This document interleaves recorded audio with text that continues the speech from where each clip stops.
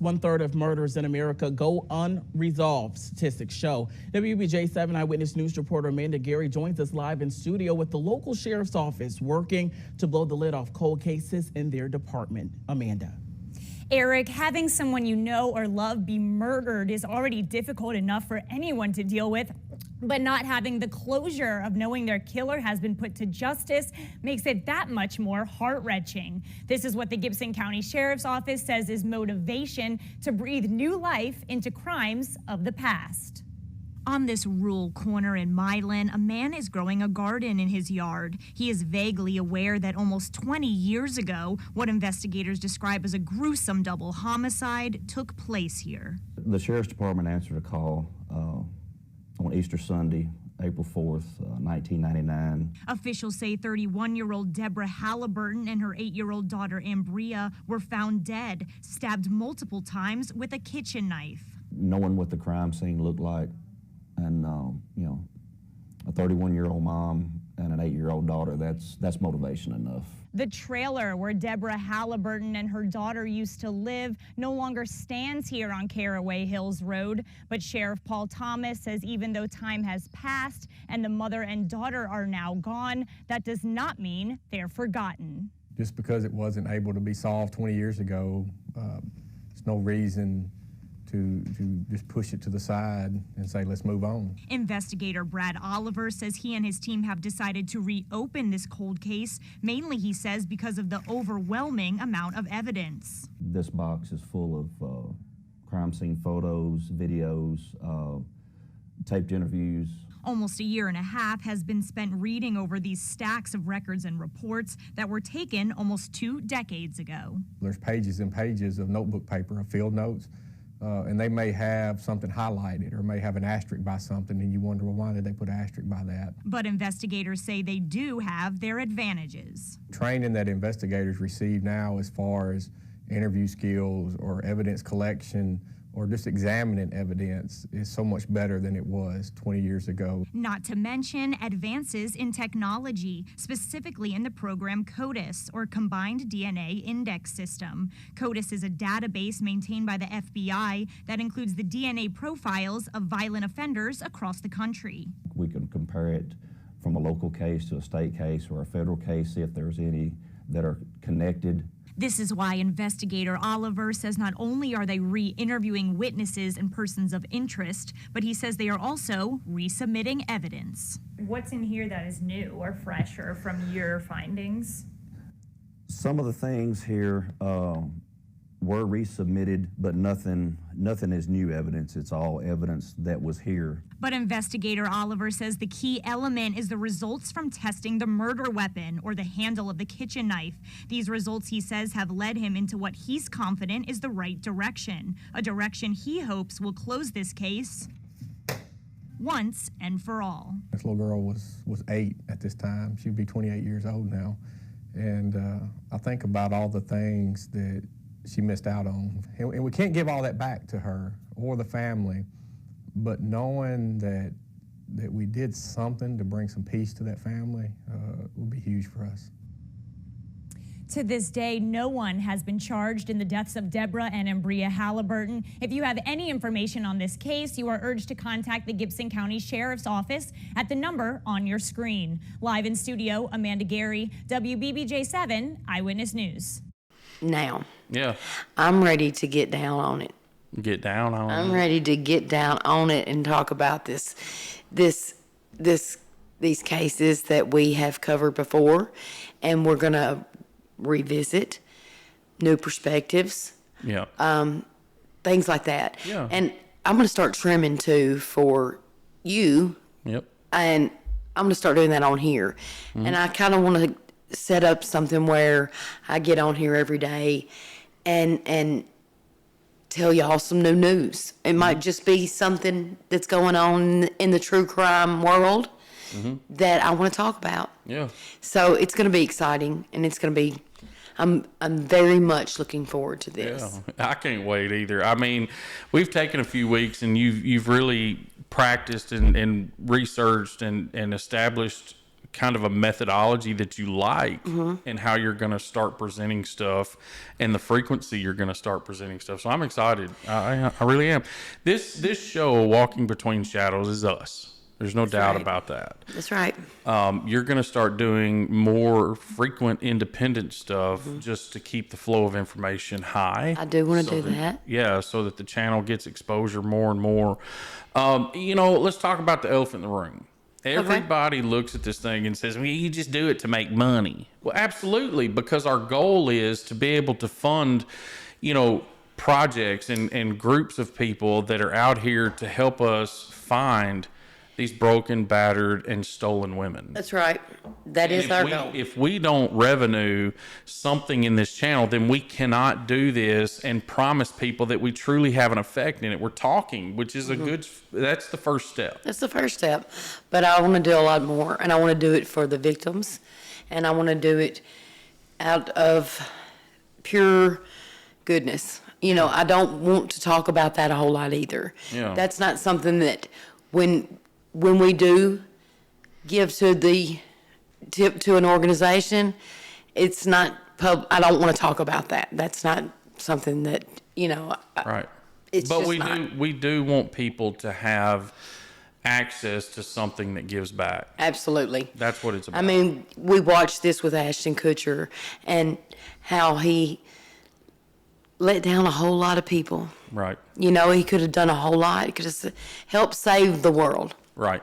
And he went a different direction, and it's disappointing to see that. But it happens all the time, and we continue, and that's what we're going to keep doing. Yeah. So we have to be discerning in our decisions with who we donate to when we get there. We're not there yet, but we're going to get there. And what I mean by that is a lot of charities, especially in the United States, wind up only getting, 1%, 3%, or 10% of the money to the cause. right. And, that's with most any of them. So we are going to put it out there. We're going to talk to people. We're going to ask for that kind of information. We're going to ask for charities that we don't know about. So we want our audience to be involved in our decision-making process. But remember, this is our channel. It's our decision. That's right.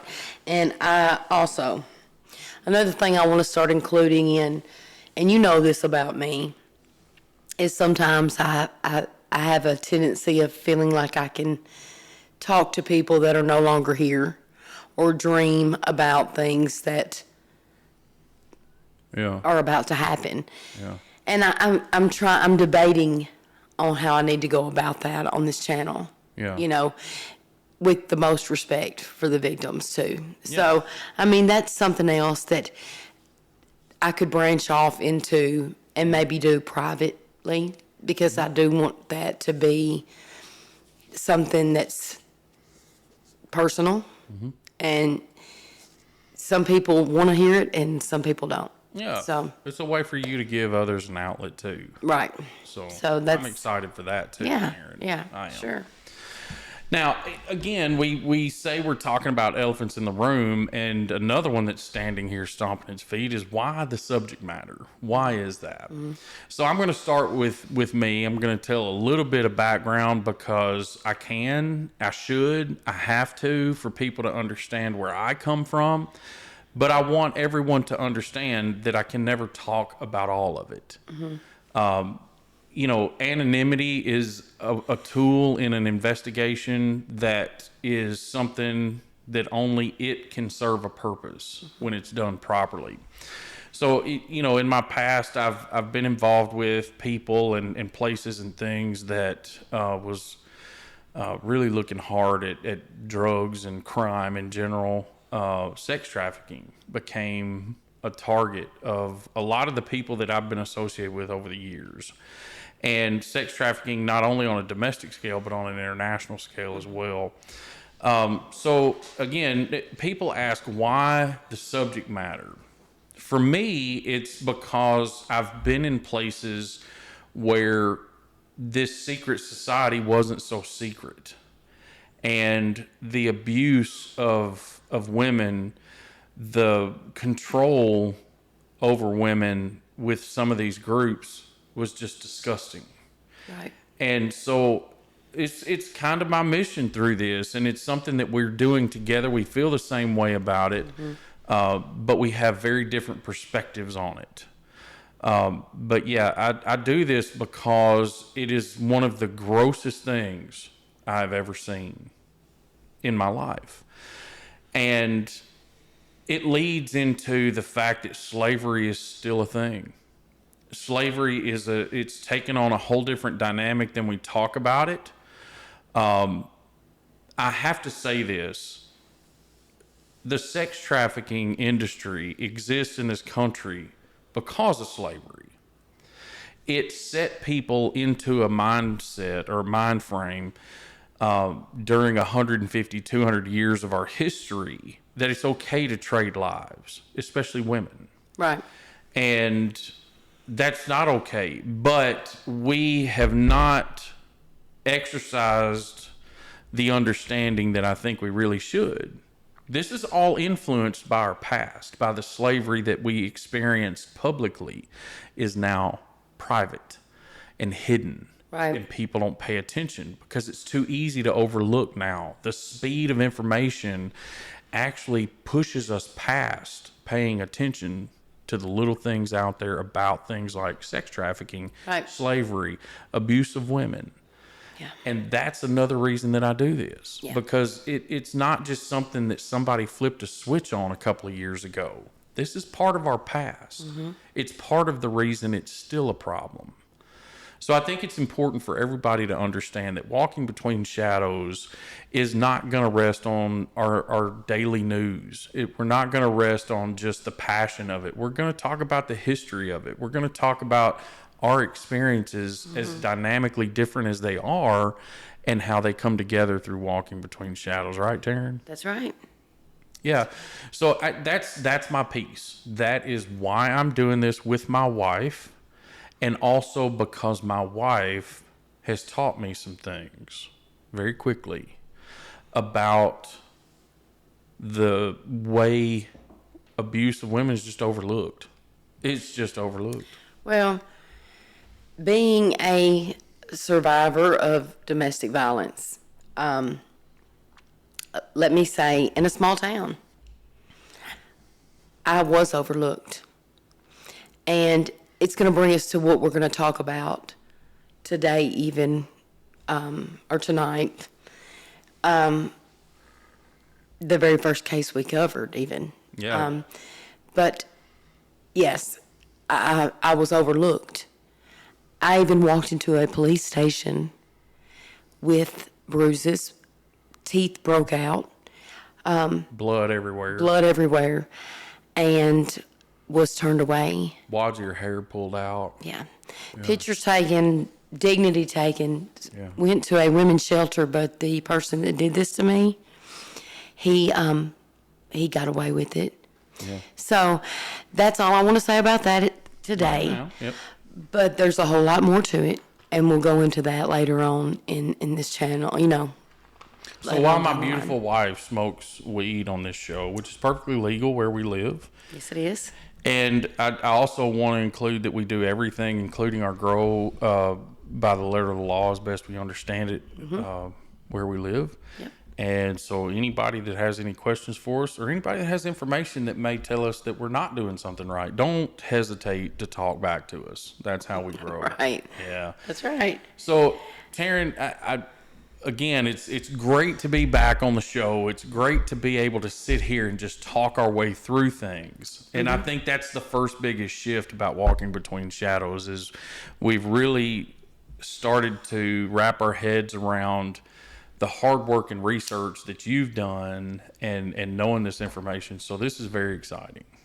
Yes, it is. So is there anything else you want to add? Is there, before we get to that, is there anything else you want to add? I do want to add something. Before we start with this episode, I want to make this statement. I want to be very open. I feel like this case that we're about to cover again, I may be being closed-minded. I may have been hyper-focused on someone that could have been a victim that was overlooked, just like I was in a small town.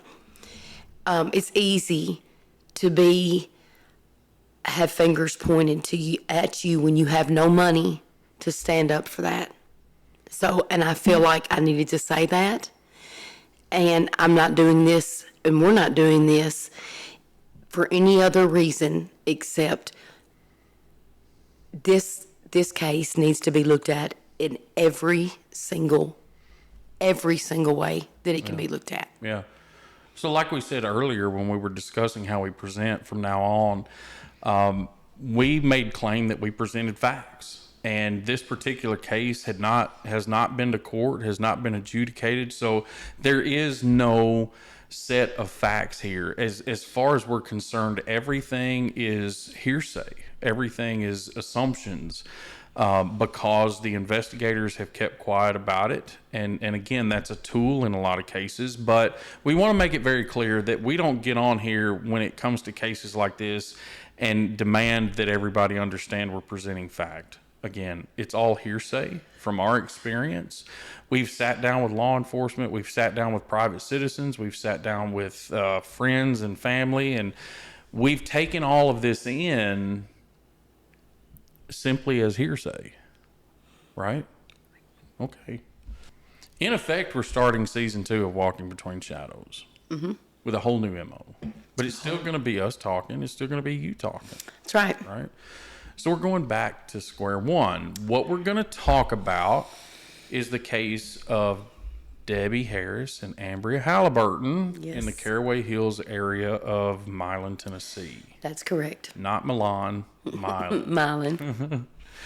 So we first presented this based on information that we garnered from Tennessee Missing and Unsolved. We talked to people from their perspective and what their experience was. And like you said a second ago, I think there's, starting out being as green as we were, we could get hyper focused on something and talk our way into believing it as fact. Sure. And that's just not how this works. No. In fact, we have to maybe eat a little bit of crow in this episode with Debbie Absolutely. and Ambria, right? Yes, we do. And we're going to completely flip the script because we believe that everybody deserves a chance. Sure. And like you said, no money, an addict, probably not considered a very good contributor to society, but they still deserve a fair shot. Damn right. No matter what. No matter what. Okay. So Debbie and Ambria were found Sunday, which was Easter Sunday. Yeah, I believe it was April the 4th of 99. Of 1999, yep. And they were found in their trailer home out off Caraway Hills Road.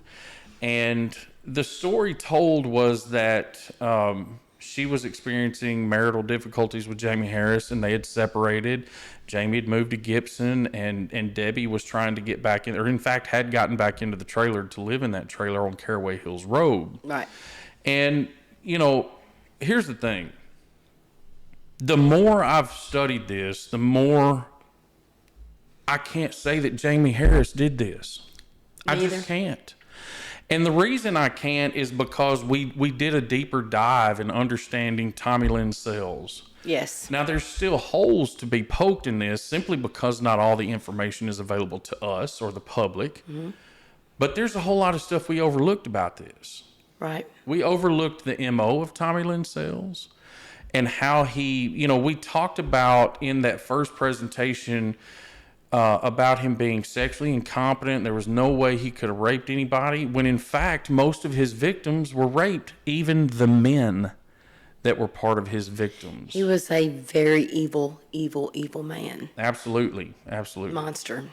Yep. And Tommy Lynn Sells described this case when he was interviewed by the Texas Rangers and by the sheriff of Gibson County and the lead investigator on the case, which was Joe Shepard and Jimmy Hand at the time. And, you know, there were articles published in the Jackson Sun coming back and saying he didn't do this. He didn't do this. But here's what I've come to believe. I've come to believe that they spent time in Texas and didn't go about it exactly the way they might have, probably should have done that. But What they did find out was that he was absolutely guilty of the crime that he was in jail for in Texas, which was a murder of a little, how old was she?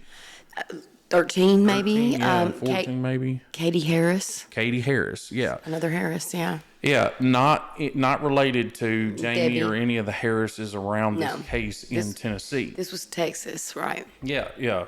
And I think Joe and Jimmy went down there and saw that he was caught and that he was going to be convicted. He was going to the chair or the gas chamber, or lethal injection, whatever Texas does. But I think they saw that. And I think it's possible that they considered maybe telling that he didn't do this because they didn't necessarily have the money or want to spend the money to prosecute him in Tennessee. Well, there was a witness that lived through the attack of Katie Harris and was able to testify against Tommy Lynn Sells, so they had him. They had him then. And all this was figured out before Joe and Jimmy went down there. This little girl had positively identified him before they ever went and talked to Tommy Lynn Sells. right, this was a little girl that was spending the night with Katie Harris, the night that Tommy Lynn Sells came into their home. Yeah. And murdered her friend, and she lived through this, and she was able. This little girl was tough. I mean, stood up and he had cut her throat too, but she survived. That's right. And was able to testify against him, and he was sentenced to death for that. Here's the thing. Well, you go ahead, keep going with this because. So mind you, Tommy Lynn Sells was basically euthanized in 2014. Is that right? Yeah. Yeah. Right. 2014. That's correct. Okay. So again, I think Jimmy and Joe went down there and saw that this guy was hung up. There was no way that they needed to waste the resources, time, or money on prosecuting him in Tennessee. And there were so many other cases in other states. I mean, this guy was an absolute transient.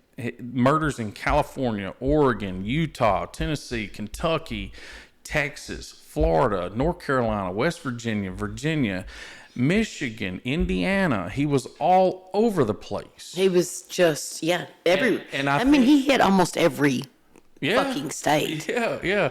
I mean, he was even up in the Northeast for a period of time. Right. I don't remember exactly where, but we can review that. So here I want to say also, if you're wondering where some of this comes from, it's called Through the Open Window. Right. And it was a book written about Tommy Lynn Sells, and the subtitle is The Coast to Coast Killer. And in some of that information that's in that book, profilers say that Tommy Lynn Sells is absolutely the most psychotic human being. More so than Jeffrey Dahmer, than Charles Manson. He was the most psychotic human being they'd ever profiled. And a con artist. I mean, an amazing con artist. Yeah. I mean, he could con anybody out of anything. Yeah.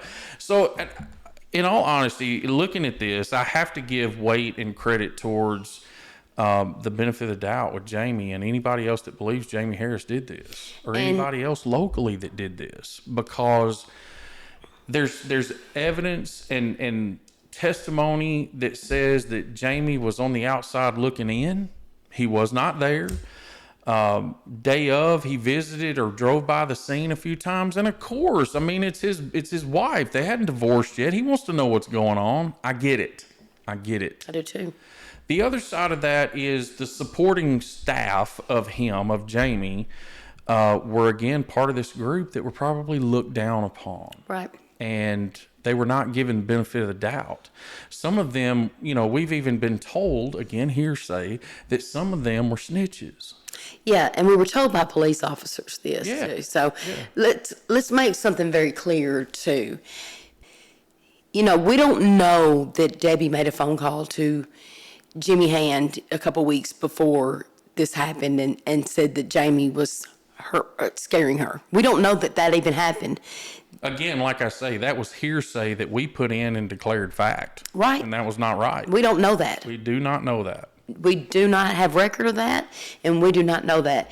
Tommy Lynn Sells, the things he said, we talked about this a little bit on our way back from Tennessee, and you stated that he did not know how to differentiate between ages and even sexes, like genders. Right. So, let's talk about Debbie and Ambria. Let's talk about the crime scene even. So Tommy Lynn Sells in the book said, how did he tell you? Well, he said that he, so you have to understand a few days prior, Tommy Lynn Sells worked with traveling carnivals and stuff at the time. It was just, he did work. He worked at car dealerships as mechanics. I mean, he did work. Right. And at this particular time, he was working for a traveling carnival. And the research that the book talks about was that he was headed to Texas from North Carolina with one of these traveling carnivals. And when he got to Jackson, they stopped, maybe for fuel or a rest break or something, food, whatever. He left the caravan. He left and wound up 20 miles north of Route 40, which we know is Interstate 40, that goes east to west all the way across Tennessee. It is the main thoroughfare east to west in Tennessee. And he found himself 20 miles north. Well, the question then becomes, how did he get there? From even Jackson, how did he get to Milan, Tennessee and Caraway Hills Road? Little did we know, Tommy Lynn Sells was a master car thief. Right. He sold cars almost everywhere he went, right? And, we don't know that ever was reported. We don't know that it wasn't reported. Maybe that's part of the information that's kept quiet in all of this. But from what I have researched and understand, and what you and I have researched together, it's very possible that Tommy Lynn Sells did, in fact, get off the caravan, steal a car, wind up in Caraway Hills, on Caraway Hills Road. The other part of that helps me kind of understand that dynamic is Tommy Lynn Sells had to steal a car when he got to Jackson. Okay. He comes up to Caraway Hills Road and he leaves again. Okay. Debbie's car was still sitting there. He didn't need it. There was no reason for him to take her car. There was no reason for him to dirty that crime scene up further by even messing with her car, because Tommy Lynn Sells had another attribute. He stayed at crime scenes and cleaned them up for days in some cases. But in most, many hours, he would go back to crime scenes and clean them up. And we're talking about a murder that occurred 30 years plus into his tragic life cycle. Right. He had plenty of experience of arranging scenes, cleaning scenes, changing scenes. The way Tommy Lynn Sells described the crime scene to Jimmy Hand and to Joe Shepard was completely backwards from what it really was. Okay, so this is going to get graphic a little bit, and I'm not trying to disrespect anybody when we do this, but this is, let me just say that. So Tommy Lynn Sells stated that he goes into an unlocked door around midnight at Caraway Hills Road. Did not state how he got there. He just said he came upon this, Yep. Now, we've been to Caraway Hills Road several times and looked at this where Debbie and Ambria's trailer sat, and it is in the middle of nowhere. Okay. Yeah. You would not, it would be strange for anybody just to come up on it, but that, too, we'll talk about later on down the Dardine family that he was accused of, which is very similar. He comes upon a trailer. But anyway, so he goes in to an unlocked door at Debbie and Ambria's around midnight on the 31st of March. And he states that that Debbie's in bed asleep. And he goes back into the room and he rapes Debbie. And he stabs her multiple times. And then he goes to the bathroom to wash his hands. As you said, he's methodically cleaning, already starting to clean. And he sees Ambria. She gets up and she's run past the bathroom with him. Yeah, towards the living room. Right. Towards the living room. And he gets her, then he goes after her, and he leaves her in the living room, sat up in the living room. Basically sitting at the front door. Sitting at the front door. He thinks he hears Debbie making a sound. So he goes back to Debbie's bedroom, and he stabs her again, leaving was it a buck knife? Some people have described it as a buck knife, but looking at Tommy's MO, it was more like a boning knife, which they can be very confusing. They're very similar. I would say a boning knife has a wood handle or plastic handle that's not really decorated as if it's a hunting type knife, right? The hunting knives are going to be usually made out of like deer antler for the handle or some sort of other finish, so what I guess what I mean by that is to the lay person, they would look the same. So he says that that's what he does. Well, I'm sorry. Wait a minute. There's something else I want to add to that. Okay. When he was arrested in Texas, they found his knife. And it was, in fact, a boning knife. Yeah. Yeah. Okay. That's true. So he, now, Ambria, now here's what gets me with Tommy Lynn Sells. Ambria was killed with a different weapon. A knife that was used in the home. He told that he got one in the home. So that's a possibility. That is a possibility. And that it was, again, because he was methodical at cleaning up his scenes, he washed the knife and put it back. Yeah, very possible. But here's the thing. You're talking about Ambria and why that would have happened. Okay, so Tommy Lynn Sells got caught a couple of years later because he left a witness, a young witness.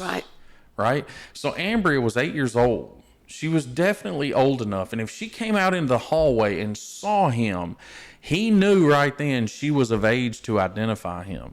Okay, so now let's go to the facts. The facts are... But are they the facts? Remember what we said when we started. From the Freedom of Information Act.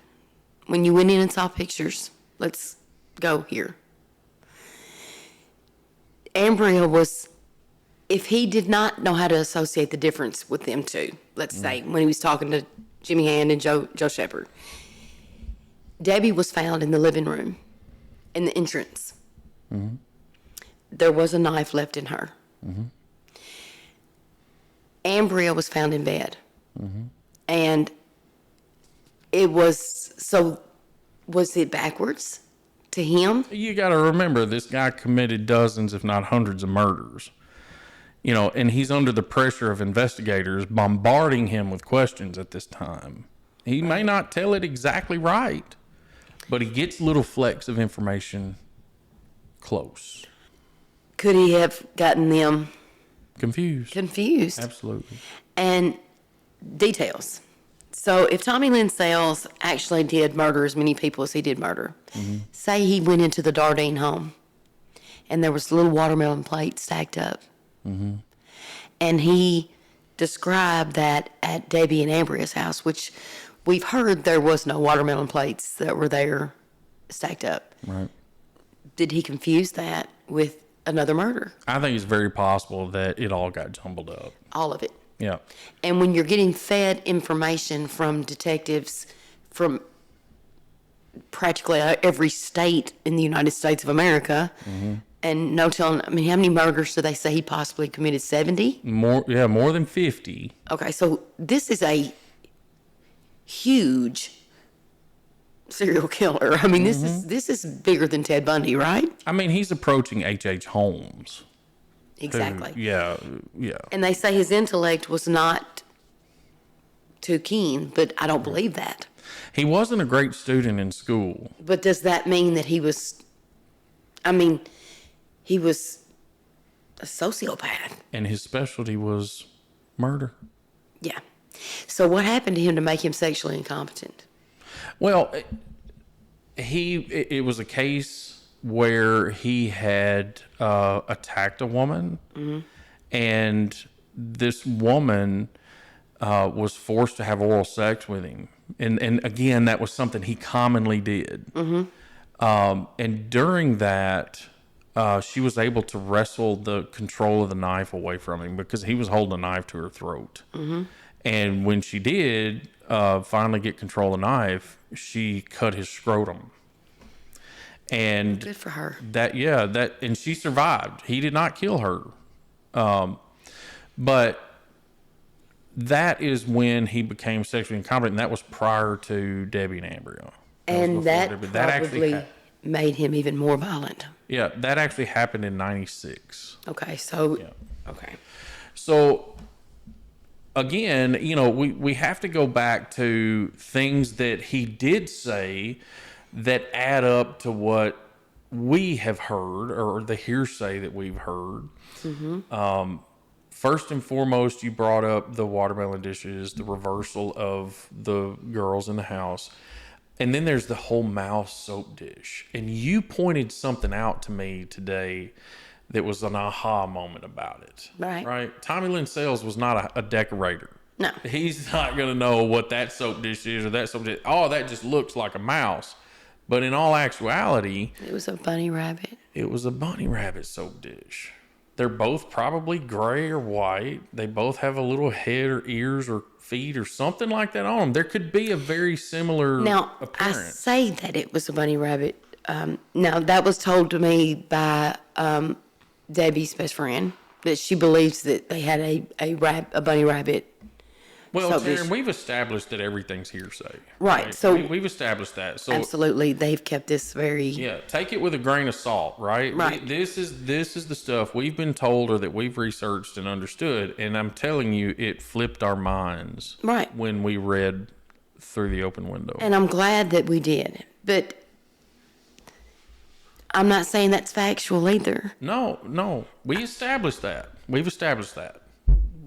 I want every avenue looked at because I feel like that's the only way that it's going to get the attention that it needs. And if he did do this, if Tommy Lynn Sells did do this, what an injustice to Jamie. Yep. And another thing, And Jamie's whole family. exactly. And what if What an injustice to Jamie. yeah, And what if you got to remember, this was so traumatic and violent that the people that are still asked about it from back then, the people that were involved in the investigation back then, could very well have been confused. It is so traumatic. And I think it's possible that happenings that we've talked about as part of supporting that maybe Jamie was the culprit were confused. well, small town, Yeah. big mouths. Yeah. And I want to say that. That's my apology. And I also want to say to any person that has come and stated, well, Jamie told me that he did this when he got high one night and this and that, then why the hell haven't you come to me and said it? Or why haven't you gone to the authorities and said it? Exactly. Because that is a good character witness, but you haven't done that.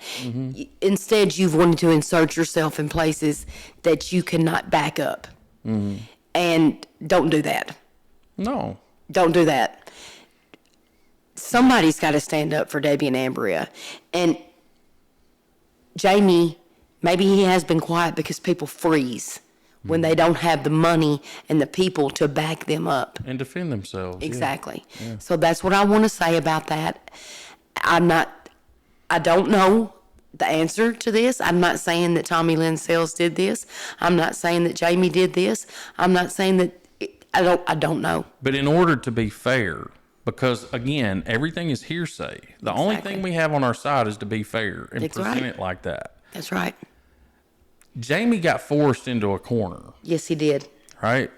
Good, bad, or indifferent, he was under a lot of pressure. Sure. And he didn't have the resources to defend himself. Even the money that came from the state as a victim of violent crimes, that wasn't enough. That's not going to help him. That's not going to help him and her. And like you said a second ago, this is about Debbie and Ambria. It's not about pointing a finger at Tommy Lynn Sells or Jamie or anybody else that people have speculated over time. What we're asking is look at the whole thing. That's right. For Debbie and Ambria's sake. That's right. Right? That's right. So even, anybody that we have talked to along the way, what we can say to them is, we have to do this. We have to play the devil's advocate with all these cases. And that's what we've committed to do going forward, right? Absolutely. Because it's easy when you get impassioned about something to get focused on it, to put your blinders on, and to not give the benefit of the doubt. That's right. Look at Karen Swift, that case with, the PI that got involved and went after a family that was innocent. Yeah. Completely innocent, and tried to destroy that family.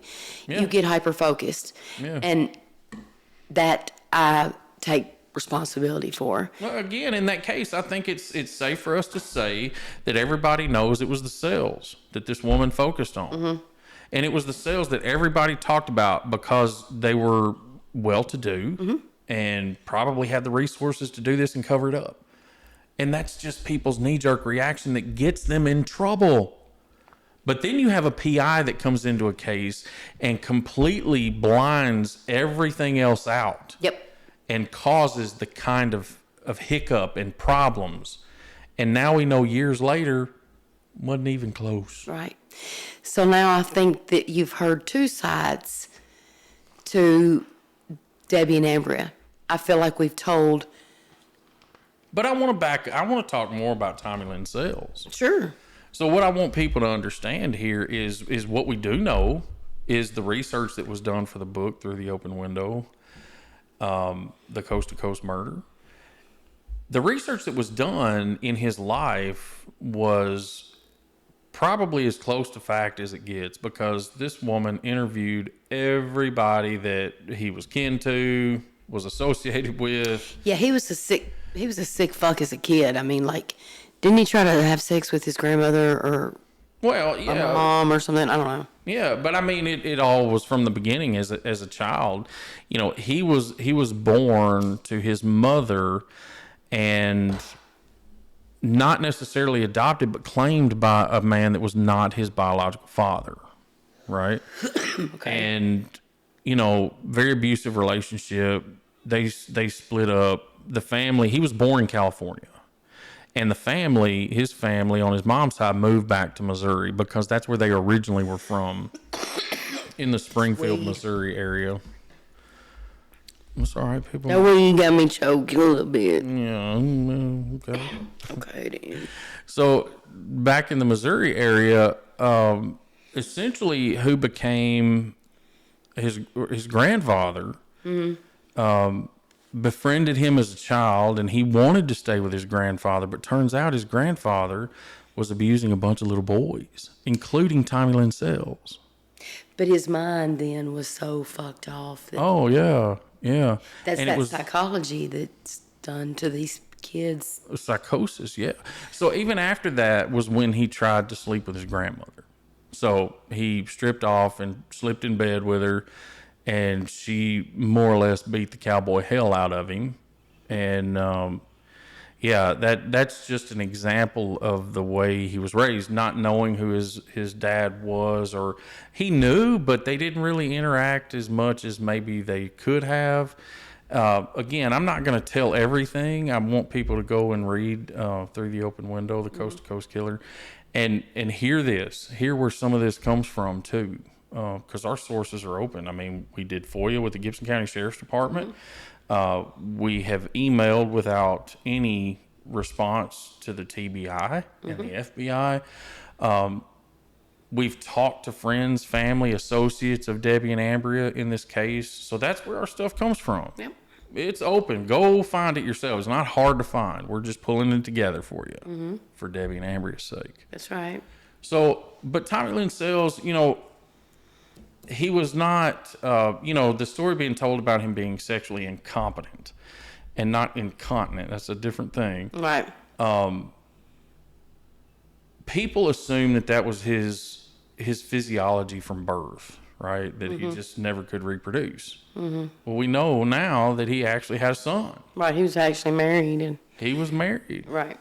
And that's how he got to Tennessee, even. That's you know. right. When his wife at that time, now he's probably had 5 or 6 or 7 wives before then, because he got married a lot. Okay. You know, but his wife at the time was from West Virginia. Okay. And she was a special needs person. Okay. And he married her. They moved to Cleveland, Tennessee, or the area of Cleveland, Tennessee. Lived there for a little while, not long at all. Tommy Lynn Sells gets mad. They get in a fight. He leaves to traipse back off out to California. And she goes back to West Virginia, just barely pregnant at this point. She had a sister in Arkansas that took her in. And so she left West Virginia, went to Arkansas. Tommy Lynn Sells did go back and visit her, but it had been the last time. He never was going to or had seen his son born, never interacted with his son. That's probably a good thing. They took that child away from her because of her special needs. Right. And again, there's more to that story. But leading up to his basically in and out transient visits to Tennessee, that was where it started, was with the woman that he was married to just prior to that. And in fact, the attack that found him, made him sexually incompetent, occurred before he was divorced from that woman. And I believe it. I don't know that this is 100% fact. It's in the book, but I think that child was born in 96 or 98, somewhere in that time frame. It was just before Debbie and Ambria. So he, in '99, he left. So Debbie and Ambria were killed in '99. After that, where did he go? That's when he went back to Texas.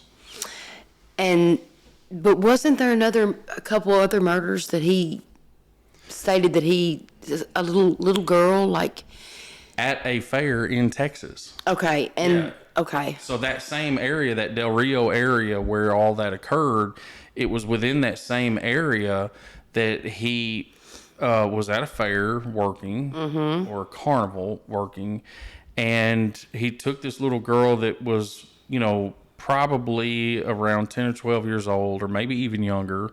Yeah, I think she was like 9. Yeah, and he took her at the fair. She was with her family, but he got her culled away from them and took her, raped her, murdered her, and the family was looking all over the place. And we're talking about a lot of people looking for her that night. And that occurred just before the murder that he actually was captured for, right? But again, Tommy Lynn Sells, we first speculated that he brought all this up with the Dardines, with Debbie and Ambria, and with many other murders. It wasn't just those two, with many others, that he brought this up to delay the process, to garner attention from the media, and it worked. Yeah. It worked. But I also believe it worked where when he was finally caught with absolute proof and the evidence was stacked against him, there was no way he was going to weasel out of this. Because Tommy was actually, his experience in the past was he had done this to other women. And prosecutors in those districts where he was doing this, in several cases, basically attacked the woman that was in question here, and because of her past experiences being arrested for prostitution, drug abuse, trafficking, whatever, They disregarded her. absolutely, they let him go because that woman was not trustworthy in the eyes of the prosecution or the judge. And this happens a lot. Yes. And this happens a whole lot. Yeah. And it's safe to say that that's probably the experience with Jamie Harris. Right. And then I think about, like, the Dardines. His evilness with that case is beyond comprehension. I mean, he goes up so that, and it's similar to Debbie and Ambria because this is a very small town in the middle of nowhere, a trailer with a for sale sign on it. He goes up to the door, and that he gets in, he cons his way in, and the things he did to this family are horrifying. Mm-hmm. So the speculation in Dardenne is he went up, saw the for sale sign, knocked on the door. The husband answered the door. And Tommy Lynn Sells conned him into taking his car, leaving, maybe to go get some alcohol. Right. Or drugs or whatever. How about I just need help getting out of here, but I'm interested in this trailer. I'm going to come back. We're going to talk. Yeah. And so they get in the husband's car and leave, and then the car shows back up at the trailer. And inside the trailer is Mr. Dardenne's wife, who is pregnant. Yeah. 6 months or so. Yeah. Yeah. And their young son. Mm-hmm. And how old was their young son? Oh, he was 3. He was 3 years old. 3. Okay. Now, his daddy, this was around Christmas time. Mm-hmm. Or was it his birthday? Birthday. It was the son's birthday, right. And his dad had gotten the son a bat. Mm-hmm. A baseball bat. Baseball bat. Tommy Lynn Sells apparently came back to that house, found that bat, and beat that little 3-year-old to death. Almost instantly. In front of his mother. In front of his mother. Pregnant mother. Yeah. Then he started to beat the mother, who was 6 months pregnant. 9 months pregnant. Or 9 months. Okay. And he just happened to notice that he had put her into labor by hitting her in the head, across the back, whatever. So he stops the attack, allows this woman to give birth to this baby, and attacks the baby and kills it instantly. Then finishes the mother off. And what does he do with the bat? When he was done bashing her head in, he stuck it in her vagina and left it there. And what did he do to Mr. Dardenne? Yeah, so I'm going back to that. Mm-hmm. So they left in the car, but Tommy Lynn Sells was the only one to come back. Okay? Again, like Debbie and Ambria, this is a rural area, quiet neighborhood. He's got time to clean up the scene. Okay? And leave. Take the car and leave. Sure. And what the investigators found was Mr. Dardenne in a field at a college, and his genitals had been removed and stuck in his mouth. Yeah. Yeah. Again, from Tommy Lynn Sells' past experiences that people told, he was very apt to do something like that. He's a sick bastard. Yes, because he would attack men too. Sure. Right? He made women pay for it more so. Along the way, he attacked several men and killed them. Sure. Okay. So Mr. Dardenne was found in that state out in the woods, or actually, like I said, it was a field at Wren Lake College in southern Illinois, where I used to live. What was that town? Ina? Ina, Illinois. Right. And I lived in Nashville, Illinois, which is 20 minutes, 30 minutes down the road. Tiny little area. Yep. The next biggest town in that area was Mount Vernon, Illinois. So it was in the 57 I-57 area, and you go past Ina when you're going up I-57. Mm-hmm. Okay, so it's not far off the interstate, but it's far enough to be rural, quiet, and he could take his time. Right. So they find the car. And do you remember specifics about where they found the car? It was at a bank that was right beside a police station. Right? It was very near a police station, but it was not in Ina, right? No, it was another town. Just kind of like 15 minutes away. Not far. Yeah. Yeah, not far. And so that's where they found the car. Mm-hmm. Okay. How did they not find DNA evidence of Tommy Lynn Sells? Remember, he had time. He took time. Right. To clean things up. In remote areas. Uh-huh. Because the little girl in Texas, it was also in the middle of nowhere. Yeah. I mean, Now, I got to say this about that scene where he got caught. Mm-hmm. They had pet rattlesnakes. They had pet alligators. I mean, how he didn't get snake bit jumping through that window, I'll never understand, because a bin of snakes was right under that window. He didn't give a fuck. No. He would. No, it was snapping turtles. Yeah, snapping turtles. He just did it. And that's the thing. You know, we've said before with Debbie and Ambria's case that whoever did this had to be a crime of passion. It was. Tommy Lynn Sells, every crime he committed was a crime of passion because he hated everybody. So, I mean, that to me, he killed people in different ways. I mean, there was not just one way that he went about. He would stab, he would beat them, he would, shoot them. So let's go back, circle around the holes. Okay. We don't know. We've never even been told any speculative information about how Tommy Lynn Sells got from Jackson to Milan and back. We don't know. We Right. can assume that because of his past and how he went about it in other cases. Right. So that's a hole. Nobody knows. Right. We never heard of a witness coming forth and saying that he hitchhiked and maybe they gave him a ride, or that a vehicle was stolen that night. None of that. So, I mean, It could be that way. We don't know. right. We don't know. We don't know. So that's a hole. Also, we don't know if the landlord across the street from Debbie and Ambria saw any other vehicle there. I don't think she did. The only thing we've heard is that she noticed Debbie's car hadn't moved in days. Exactly. And she didn't show back up to pay the rest of her rent. Right. It was a holiday weekend, so she brushed it off. Right. And maybe, we talked about in the first podcast that Jamie had rode up and down the road, several times that day. How do we know that somebody didn't say, Debbie's car hadn't moved? And he maybe just drove by to see what was going on. Right. And, we don't know. Right. We don't know. Right. But whoever this was able to remove all their DNA from what we understand.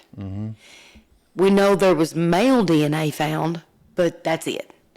It was too diluted to tell whose, so we don't know. Right. And that's another one. If Tommy Lynn Sells, how did he leave there and not be seen?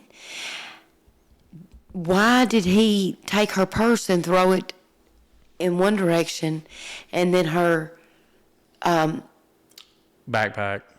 not backpack, but cards and things in another direction? So these are questions that People could answer. right, that do not fit Tommy Lynn Sells.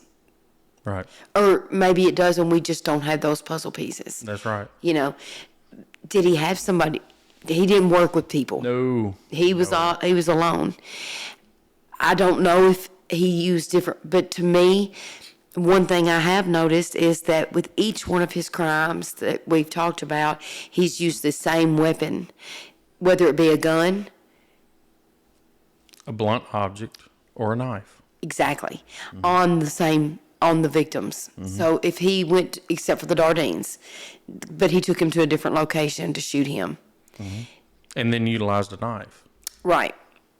So, which he was known to do. right. Yeah. So there's so many questions that, hopefully somebody will talk to us. Hopefully some people will answer these questions, Yeah. but Or they'll pool resources and exonerate themselves. right. I'm sorry. I go back to the fact that there's so many reasons why this thing never got closed that we can speculate on. We don't know. We don't know. We don't know. The idea that there were, underhanded things going on with the sheriff's department, with lawyers, with anybody. Mm-hmm. We weren't there. No, we weren't. We don't know. We just hear what people say. That's right. And most of this comes from people who were in the throes of those trades and may be confused. absolutely. Mm-hmm. That's right. So, yeah. Yeah. All right. So in summary here, we just want to say it's very important that everybody consider all angles. Take a look at all facets. It's very important that people stand up. If there is a way to exonerate anybody, which is getting harder and harder because of time, please do so. Yeah. Do so. You have defense now. We're down the road 24 years. Technology, social media, there are tons of ways that don't cost a lot of money for you to call somebody's bullshit out. That's right. Deathbed confessionals. Oh, You talk about somebody being in a different mental state, whether they're a drug abuser or what, there's still nothing like being in the mental state of death and disease. It don't matter who you are. The truth shall set you free. And I think that's a lot of the reason this thing has never been closed. I honestly think that if everything we say is true, if everything we say is even close to true, then we have to demand the sheriff's department and the district attorney step up and say that. If the person that is responsible according to their factual understanding is dead, they need to say that. I would think so. Yeah, that would be it. Give them some justice. Right. Give her family, give their family some Closure. peace. Yeah. Yeah. Yep. That's the elephant. Stand up and say so. If it's done, it's done. And if it's not, say so. Yeah. This is still an open investigation. Yeah. But it needs to come from your mouths, not ours. That's right. That's right. So, again, this is fun to me now. I mean, not that it never was fun. It just felt arduous, right? Like Yeah, we don't know what to do, so it's We're clunky. just gonna kind of go. Yeah. Yeah. Yep. And so we get to point back at our learning process here and poke holes in what we believe and poke Yeah. holes in what we understand. Yeah. You know, that's what this is about. So I want to say, you know, with a grain of salt, this sounds like we're flipping the script out of spite. Right. That's not the case. No. That is not the case. We're doing this for Debbie and Ambria. That is exactly right. Yep, it's that simple. We don't care who else was involved. We just care Begging that they for get feedback closure. too. Yeah, we want closure, and however that comes is necessary, even if it means somebody has got to step out of the shadows and at least have the courage to defend their guilt or lack of guilt. That's right. So, great discussion about Debbie and Ambria. Yeah. I mean, and it's not over. No. It's not over. No, not at all. I'm excited about that too. Yeah. This has been Walking Between Shadows. Again, I'm your host, Ben Elliott, and my wife, Taryn Elliott. Look for our next episodes coming soon, and don't forget to hit that like and subscribe button.